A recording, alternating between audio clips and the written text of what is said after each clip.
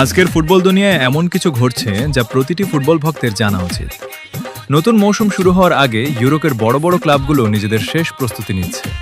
প্রীতি ম্যাচগুলোতে অনেক নতুন মুখ দারুণ পারফর্ম করছে, আবার কিছু তারকা খেলোয়াড় এখনও নিজের সেরা ছন্দে ফিরতে পারেননি।